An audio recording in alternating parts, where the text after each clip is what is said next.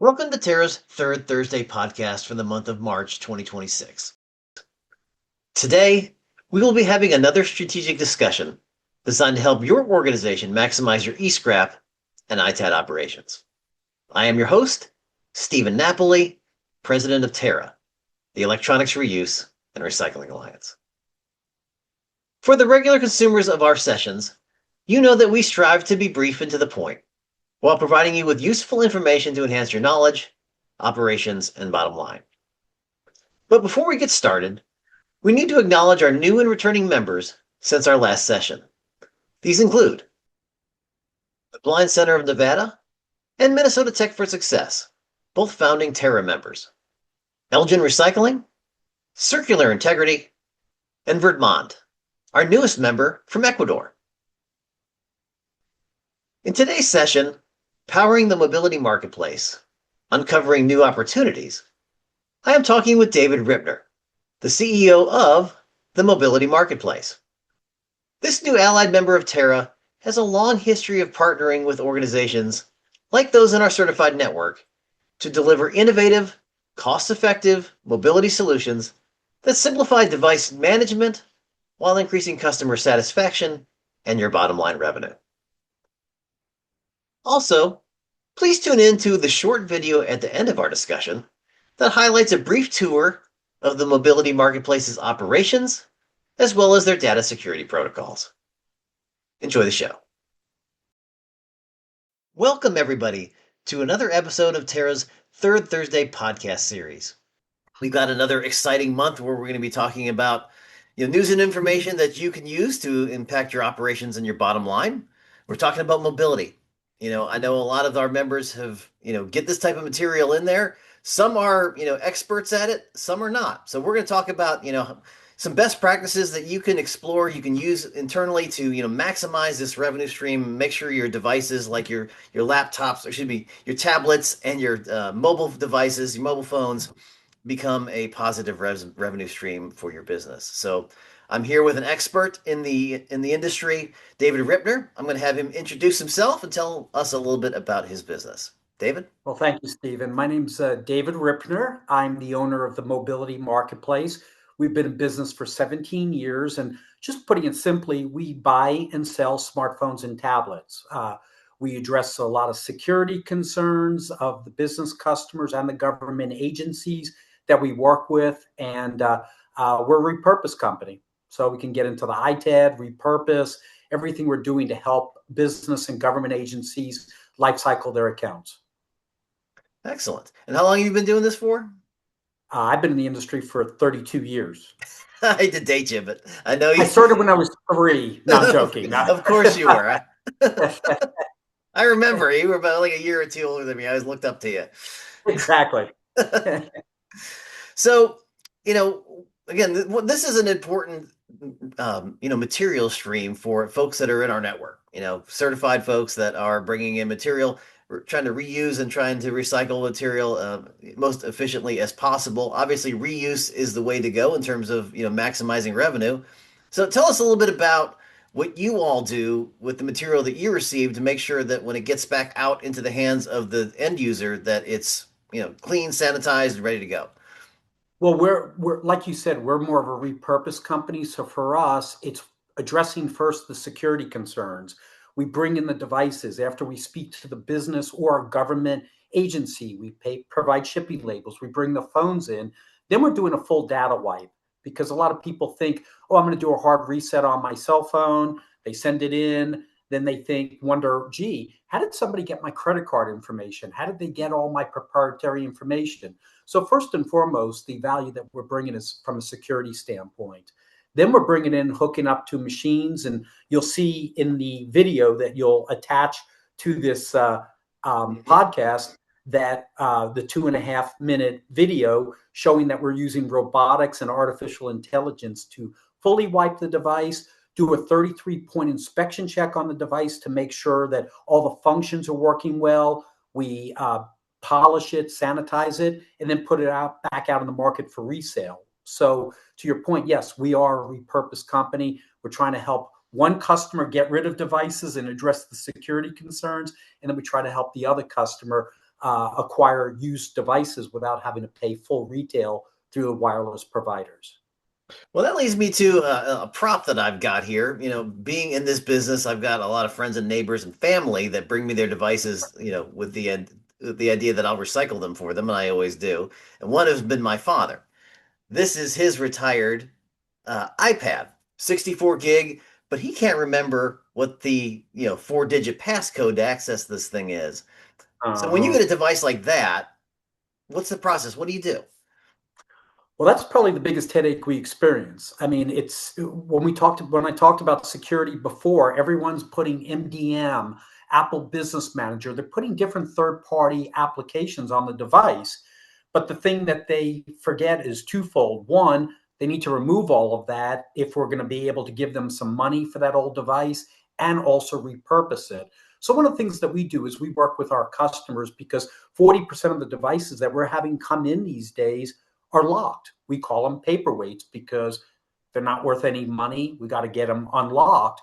Where Mhm. we differ from some of the traditional buyback companies out there, because I'm more of what you would call a cell phone device management company, is that they'll get those devices in from the customers and they do nothing with them. They give the customer nothing, and they're in the scrapping business. Being Mhm. in the repurpose business, after I send a report to a customer within a few weeks, we enable them and kind of empower them to get them unlocked, whether it's iCloud lock and they need to go back to Apple to get it done, or they just Intunes, they just need to log in.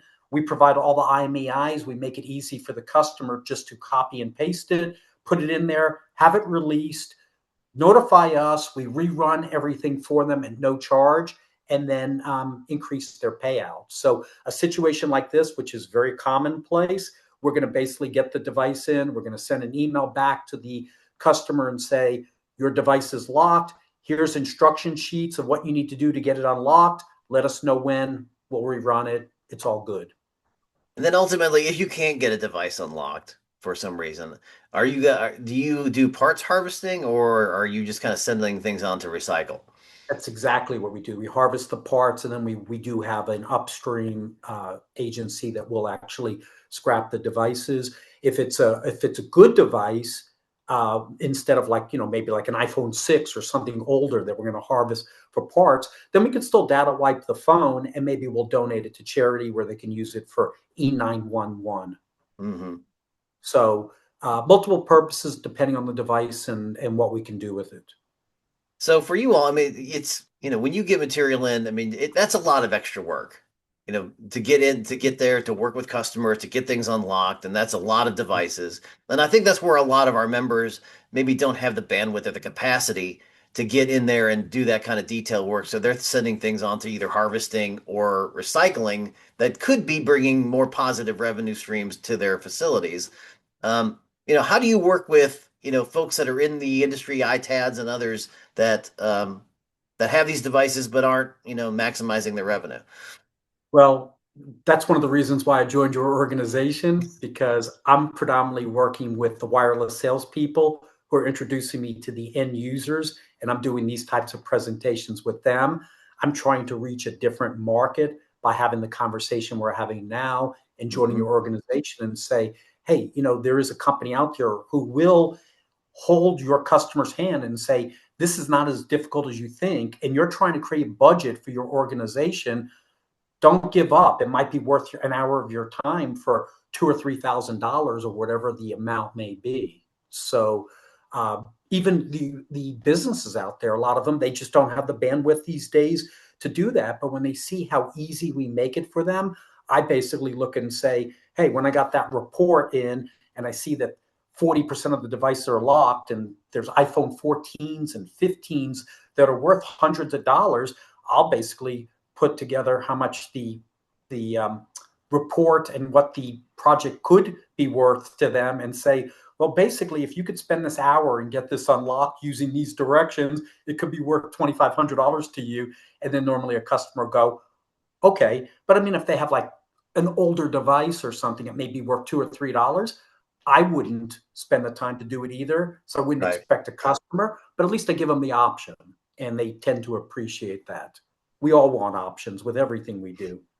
You know, Why pay $100 for something that will work for a year when you can spend 200 and it's going to work for 10 years? I mean, Hmm.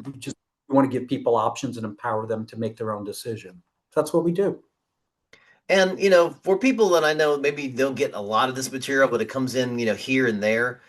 Should folks be, thinking about maybe, warehousing these devices and just kind of waiting till they get a critical mass of 100, 1,000, or what's best practices in terms of when should I contact you, or when is an order big enough that we can have, a conversation for you to start evaluating material, and how quickly should I get it to you? Well, my smallest account's 10 phones. My largest account has about 50,000 devices and sends me phones every month. So it really varies. But as I'm working with organizations, we send out a monthly buyback price guide so they can see what the devices are worth. And then when you're working with larger accounts, which a lot of our accounts are, they're accumulating phones. So I always say to them, when you get 10 phones, send them in because if anything, they're not going to appreciate in value, excuse me. They're Yes. going to depreciate in value ongoing unless we have another pandemic and there's a shortage of devices. But I'm not sure that's going to happen again in our lifetime. So, yeah, I mean, the new devices obviously coming out every year. How fast and by how much is there on average? Maybe or can you tell us about how these devices are depreciating month to month? It's more supply and demand. It's your basic economics principle. If there's a lot of iPhone 13s in the market and there's not a lot of people who want them, prices are going to drop. Subsequently, other devices, uh, air cards, MiFi devices right now, you know what they're worth? Zilch. What were they worth during the pandemic? It was like trying to get toilet paper. I mean, it's all Right. supply and demand. So for us, our buyback pricing and our resale pricing are dictated by what's available in the market, what the wireless carriers are charging for full retail. If they take a phone that's $8.99 and all of a sudden now the full retail they drop it to $7.99, that means that you could get a brand new phone for $100 less. Guess what? A used phone's going to be worth a little bit less. People aren't going to want to spend as much money. So it's really dictated by the market and by the wireless carriers of how they set their pricing. And then, of course, to your point that you made before, when a manufacturer comes out with a new device, everything's a year old, like buying a Mhm. car. Your car could have the same miles, but once it's a year older or a generation older or a new model comes out, guess what? It drops in price. So no different for my business. Yeah, so the carriers obviously have a huge influence and impact on this industry. I mean, their discounts you know, could drastically affect pricing. Um, what do you see when when the carriers are running, these some of these specials where, free phones, or, how does that sort of thing impact the used marketplace? Well, in a couple ways. I mean, from the used phone market of buying phones, the carriers. One of the things that they've done promotion wise is they've taken the contract end dates and changed it from 24 months to 36 months. So now people are forced to hold their phones in the market longer, and so the need for used phones has increased dramatically. When I finish a project, a buyback project, and we send the final report to the customer, it automatically uploads to our e-commerce site within, no joke, no exaggeration, within 2, maybe 3 business days at the most. My devices are gone. I mean, biggest problem I have is my need for used devices far exceeds what I'm getting in supply wise through the buyback program. So I can So, tell you, so so that's the that's from, I was giving you from the resale standpoint, and then yes. there's buyback implications, excuse me, as well. So is that affecting then the amount of material that's available out there then? If if customers are kind of holding phones longer because their contracts are longer, is that impacting the volume that's coming in for potential refurbishment? Uh, I don't think that's really impacting that. Well, refurbishment, I guess when you say refurbishment, you're talking about rehousing devices. That's not really applicable for what we're doing. It's pretty much used phones and new phones. Hmm. I guess maybe I would ask you to um, be a little more specific on that if you Well, I'm would. just thinking, if I'm now holding my phone for 36 months versus 24 months, or so when I retire this, it's a little bit, it's now again another year older. It, so there's the demand for, these devices is it getting harder to get your hands on them because people are keeping them longer because their contracts are longer. Oh, absolutely. I mean, when you're talking about being able to upgrade a customer every 2 years, and now you're waiting every 3 years, yeah, their cycle of wanting to do a buyback, a recycle project is a year out. And in a lot of cases, even though it's 3 years, I'm getting phones in that I've talked to some large accounts, and they send me the report. I put a quote to, proposal for them together. And I'm like, you haven't upgraded in 5 years. And they're like, how can you tell? I'm like, based on the cycles and your upgrade eligibility time, you're waiting 5 years. So the other thing that's impacting how many devices are being upgraded is the shortage in IT departments. Ever since the pandemic, where a lot of companies cut back their budget in their IT department, they haven't Hmm. replenished it. So you're finding that the people, my main contacts, are being sourced doing so many different projects that sometimes upgrading people's cell phones is just not their priority, That makes which I good don't think is sense. a good thing, but I get it. I'm not on that side. If you're given 20 projects and you only have time to do 10, you have to prioritize. So it sounds like, the industry is, it's always challenging, always new things happening, getting, more difficult in areas. Where are some areas where maybe, it's getting a little easier? If it's getting easier, I would love for you to tell me how, because I haven't seen it. If anything, it's getting more and more complicated. But like I said, I've been doing this for 32 years, and I worked for the wireless carriers for the 15. So I utilized a lot of outside resources to help me life cycle my account. So if anything, I'm grateful in a way because they've made my business more valuable. There's more of a need even than before for what I do. Right, yeah. I mean, obviously things are more challenging. It's harder to get devices. It's more profitable and valuable to find the experts. Um, so Hmm. if I'm an iTad company out there right now, I'm focused mostly kind of on laptops and desktops and server equipment and server room teardowns and those sort of things. But, you know, I know that my customers, have these devices. You know, how can I get more involved? How can I just, start penetrating my customers more and getting some of these devices and start making this a profit center for myself? Well, that's a great question. And one of the reasons why I joined your organization, because my customers have a need for their solutions, and their customers definitely have a need for my solutions, because I don't know any business or government agency that doesn't at least have tablets or smartphones. So I'm able to help any customer. But a lot of my customers are also asking me, hey, do you know someone who buys IoT equipment, cradle points, laptops?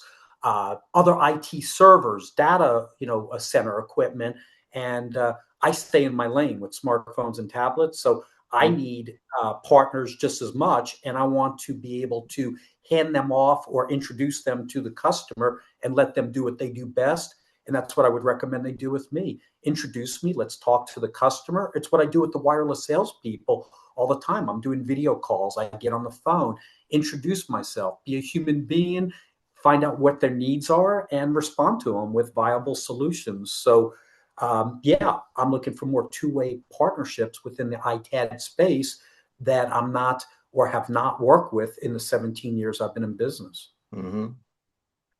So, where can people find you? Do you go to, some of the shows? Did you go like the mobility the show? Or you go into the iTad shows or the eScrap shows? Are you going to any industry trade shows that people might be able to see in face to face? I've been to shows in the past, but I'm not really sure which shows to attend. So that would be something that if someone said, if I spoke to a resource within the Terra community, and they said to me, you need to come to the show. We want to meet you, and there's other people want to meet me. I'm going to the show. I mean, I'm Hmm. one of those. I'm sensible enough. If there's a reason for me to travel or be somewhere, I'm there. Well, I'm going to invite you coming up right back here. If you see, it says "Don't mess with eScrap." Um, I know. I love that being from Texas. So I've noticed that absolutely. so this year it's going to be in New Orleans. I've been asked, along with a couple other Terra members, to be on the planning committee to, try to breathe some new life into conference. It's been get a little bit stagnant over the last couple of years, but it's starting. It kind of we believe turning around, and we're going to be focusing on, of course, scrap, but also ITAD and hopefully mobile and some other things. So I'm going to invite you to come to that. We'll be within the next 2 weeks putting out a discount for all Terra members that you can use to get $100 off of your attendee fees. So that will be coming out before our next uh, third Thursday webinar for the month of April. But And so Stephen, put that when is on your that event? calendar. Get on. Yeah. Be thinking about going to eScrap. When is the event? You're gonna ask me that now. I'm gonna have to like pause and then go into something and then tell everybody. But what I'll Well, do you is I'll did. put a super graphic right above this right now that tells everybody when it is. Well, you did ask me to put it on my calendar, so. Yes, and so that's where the graphic will come from. Oh, actually, no, now that I'm thinking about it, it's October 26th through the 28th in New Orleans. So Oh, there you I'll have to go. coordinate and see if the Saints are in town. Maybe I can go to a football game while I'm in town. Excellent. I'll do just a mild edit there. I want to cut out a few seconds. Okay. So, what else about this business for somebody that's, in the industry, but maybe not using this it's not one of my focus materials. Do I need to know about it? No, that's a pretty broad question, but you know, I'm an old school person. I mean, I'm full disclosure. I'm turning 61 in a few months. If I do business old school, handshake, look in the eye, and do what you say you're going to do. This industry, one of the things I love about mobility, and my former director of sales at Verizon hated it. I used to tell customers all the time, we sell air with terrible telecommunications billing. So I was always about setting expectations that however hardcore it is, I'm of the Zig Ziglar philosophy. We need to keep in touch with our customers, but we need a new story to tell. We just can't say, "Hey, I was thinking of you. Just wanted to call and say hello." I'm a good story to tell. There's people within the organization of TERRA that are good stories to tell. There's other people out there. Our customers need good people who are going to take care of their accounts. And it's taken me a lot of years to get that inner circle. And that's something that I could bring to the organization and they could bring to me with additional solutions that we could provide to customers. I mean, customers are just not getting taken care of like they should be. The wireless industry, they just went through huge cuts in December, January, and part of February. And they didn't just get rid of people who weren't producing, they got rid of some senior people. I love mobility because it's all about account management. The carriers, I've worked for all of them, so I could tell you objectively, they all talk about how wonderful their network is. The networks, you could sell over the network with whatever carrier. It's a mhm. relationship business. Things go wrong. They get a bill that's an issue. There's a area that has a signal issue that they need someone to check out because they're not getting coverage. They have problems with their devices. There's things to manage to every day with customers who are when you're managing their mobility account, and you need good people. And these salespeople are being turned rapidly. So people on the indirect side, which is what I consider us on, Mhm. uh, need to help those people too, because you would assume, oh, this is a Verizon customer; they're probably being well taken care of. Wouldn't take that bet. I mean, it's tough out there. It really is with what's going on. I mean, I work with some Verizon people, a lot of Verizon people who have been there 18 years and they were just brought into a new account and they're like, Dave, the customer hates us because I'm the third new rep they've seen in 6 months. There's issues. And I'm not saying to I tell people you need to go resell cellular phones and do activations and renewals and replan optimization, but it wouldn't hurt if they haven't heard from a salesperson in a while and they come to the person that we can go back to them and say, hey, I know people on the indirect side. Let me see if I can get someone in touch to help you. And then we're stickier with our clients. You know, we're taking care of them. We're continuing to build relationships. We're bringing value to them as a true partner, whether it's the solution that we sell or something one of our partners offers that can benefit them. To me, That's that's a sales. That's business. I mean, that's make it. you make a couple of good points. Obviously this is a people business. Even it's not just the vertical that you're in. All Mm, over this is a people business. That's one of the reasons Terra was created is not only are we working together to promote the fact that certification matters and you need to be working with folks that are E-Stewards and R2 certified, but it's a group of people that you can turn to and do work. If I'm in Nashville and you're in Texas, I can drive down there and do a job, or I can partner with somebody locally to get it done and split some profits and make a customer happy and get things done quickly and efficiently.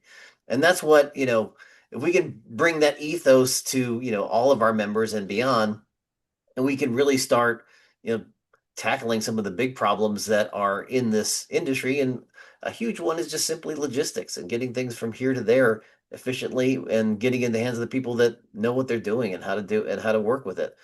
There is limited enough profit in some of these materials that it has to be maximized in order for everybody to survive and for everybody to thrive. So um, Hmm. these are the kind of conversations I love having because it exposes our members to other potential partners. And for those of you that haven't engaged with TERRA in some time or haven't gotten a copy of our membership directory and taken a peek on it, follow up with me. Let's have a conversation. Let's get that membership directory back out in your hands. Start making some phone calls. Start reintroducing yourself to your fellow members. Start making some new relationships. Start reviving some old ones, and let's see how we can be more effective and efficient talking amongst each other, and making sure that we all are doing what we can to maximize value and maximize efficiency in this industry. So that's my soapbox there for just a moment. Thank you for letting me do that. Um, Which is why I joined the organization to begin with. yeah. In sales, the more sales tools you have in your back pocket, you never know when a customer is going to say, by any chance, I know you don't do this, but do you have somebody who you know who does provide this solution? And it's like, to have those, accounts back there is great. The Hmm. customer loves you because you're that quarterback, you're the resource who can help them get to what they need done. And then you're going to continue doing business with them. I mean, they're not going to drop you at any point, no matter what happens, because of the value you provide. So Yeah. I don't know. That's my little soapbox, so to speak. I get very passionate over taking care of people. It's And not hard to do. the other thing I think is very much neglected, and I've had this conversation with the folks at eScrap as we're planning this conference coming up in October, is that we want some things for our young people. I'm in my 50s. You're in your 59-ish year, and 61. so we've been around for a minute. There are a lot of young people that are up and comers in this industry that are our business development managers and sales associates that are just starting in this business. They don't know a lot. They don't know a lot of people. And, in order for them to, be successful, they've got to be introduced to a lot of folks that could potentially help them. So, again, getting back on the Terra soapbox, it's, using this network not only for the senior managers, but for your, new you people, your young people. Let them get involved so they can start meeting some of their colleagues around the country and start formulating relationships that are going to bring them business and bring you business. Because that's what it's all about. If we don't start teaching and training our younger people to be, to be successful, our businesses are going to run dry here pretty soon. So my second soapbox, young people. They have plenty of energy. They just need to kind of take that energy and focus it in the areas that bring the most value. Yeah, Productive at versus the last productivity versus activity, right? Yeah. at the last conference, I met a young guy who I'm going to be meeting for coffee this Friday. He's coming in town. He's on a sales trip, and I'm so excited about it. He's like 25, 26 years old. Just young, smart guy, and just fresh to the industry. He's been in now a little over a year, and I'm just excited to meet with him and start telling him about the things he's going to be watching. This week. So again, I enjoy these conversations. Enjoy sharing what you've learned, what your knowledge base is with our members. Um, I'm doing this every month. We may start doing this more frequently, actually. But before I let you go here, 32 years in the industry, been specialized in this vertical. I want you to just kind of give your final thoughts on what what the opportunity is for people that are not maximizing this revenue stream right now. I mean, what does that potentially look like from, take 1,000 quality devices that are just kind of sitting there that they would just maybe downstream to a recycler or whatever. What kind of revenue could that potentially bring into their door? It depends on the device and the condition, but I mean, let's say they have iPhone 15s. There's probably a lot of companies. I mean, I have one right now. I'm upgrading 600 devices. They're 15 Pros, and I mean, the customer's talking about hundreds of thousands of dollars. That's a good Depends number. on the device. Yes. Depends on the device, but it's also managing the device. It's not just the revenue. It's getting everything, the security data wiped, because Oh, this yes. Yeah. company also is a healthcare company. So the first thing I talked about was HIPAA compliance before I started talking about money. It was, do we need to get these phones out of the field, because they weren't data wiping their devices. They were like Right. letting the end users hold on to them. And I said, well, let's not talk about the revenue. What if these devices get out someplace? Is there sensitive information on those devices that are going to potentially, if they were to leak out, cause you guys some heartache, compliance, Absolutely. millions of dollars of fines? And the answer was absolutely. And I said, we've got to put together something to get these phones out of the field. So spent a lot of time to help them operationally to do the project and then bring them in. But depending on the devices, I mean, it could be thousands, it could be 10 or hundreds of thousands of devices, but it's also from a security standpoint. So how that organization is aligned and what contact information is on these devices could make this thing a lot more money than a tangible check that I give them. Agreed. Yes. And I think a lot of that's where I'm thinking a lot of our ITAD members are approaching their customers with that data destruction message, but maybe are not understanding the potential value on the backside of what they can be if the data is properly destroyed, they are properly refurbished and resold, and what that potential revenue could be. Um, So that is a great point with that too, because once again, like I'd mentioned before, we're addressing this from an ITAD audience, which is different mhm. from me, and I was, honest up front about that. So Yep. from their standpoint, it's very easy for them, because when I mentioned before, we sent out a monthly buyback price guide. I do it for a reason. So if there was someone within the organization, hypothetically in this example, who said, my customer has 1,000 phones, they're thinking about shredding the phones, but I wonder what they're worth. If they're on my distribution or they sent me an email, I'd send them the buyback price guide. They could send it to the customer. It's customer facing, and the Hmm. customer might look and go, man, I've got iPhone 12s, 13, 14s. I mean, on average, these could be worth 60, $70. Maybe I should generate some additional revenue for other IT projects that maybe I don't have budget for now, which is a Hmm. big thing that we do with our program. So it could be a little more strategic in nature. And, the partner I'm working with, I've got a referral program. So they're going to be getting money for it, probably more than they would through the program, because I have a very aggressive buyback program. Yeah. So it could be lucrative for them as well, but it's the right thing for the customer. So all in all, this particular project might not be something that they need to shred. Yeah. Older devices that are not on the list, absolutely shred them. But you could do a combination of both. And once again, that's very customized to the customer. And we think the customer is going to look and go, I've got the right vendor, right partner that I work with.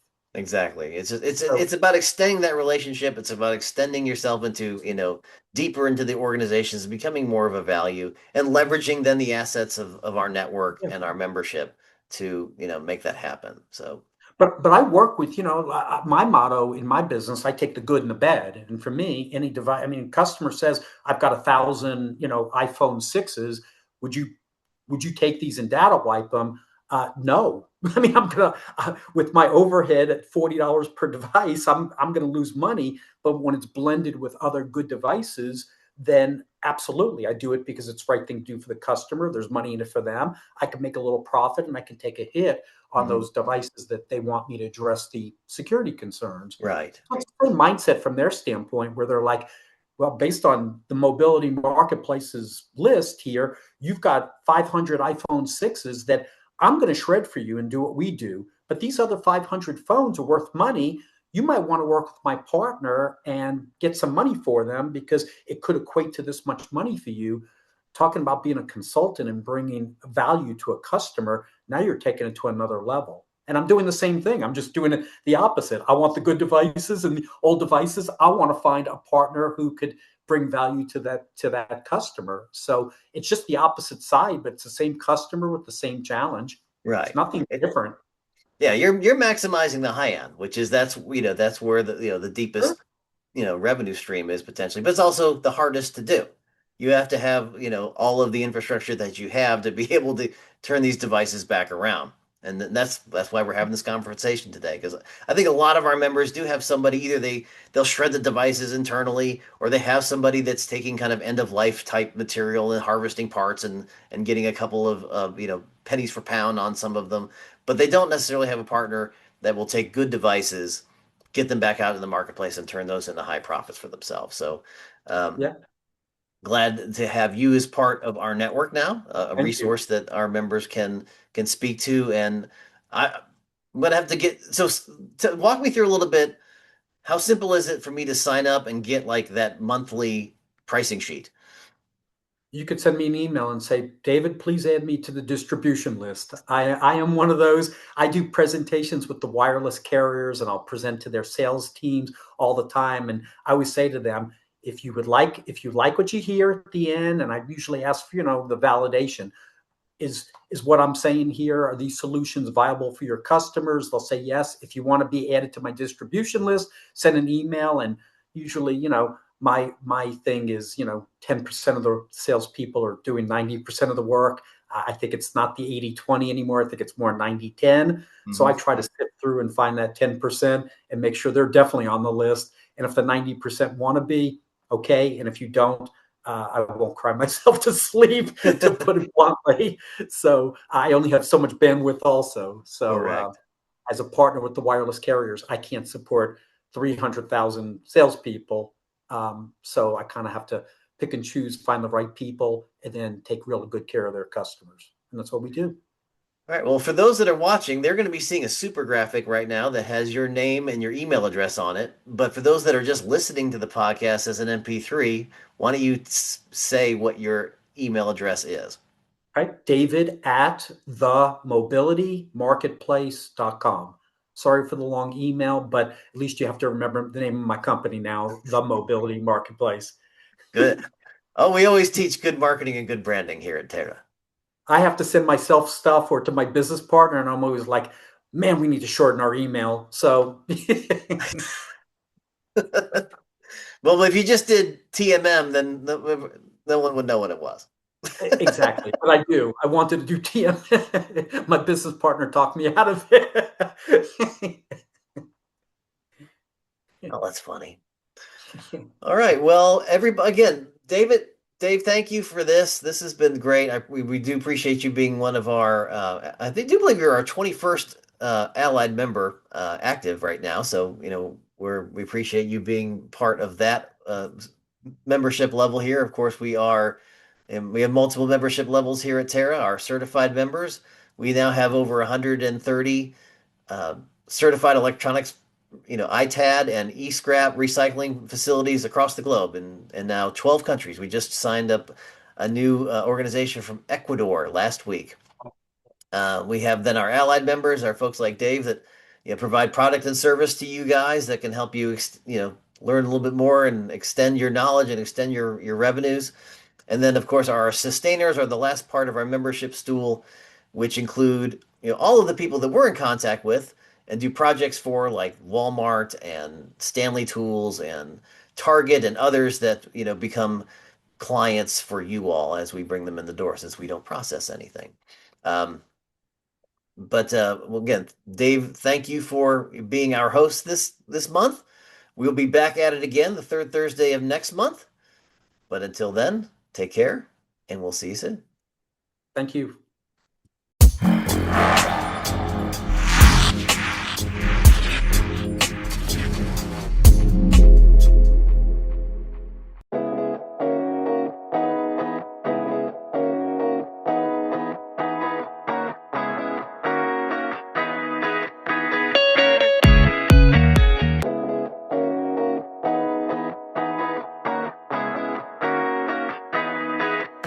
It all starts here, the receiving area.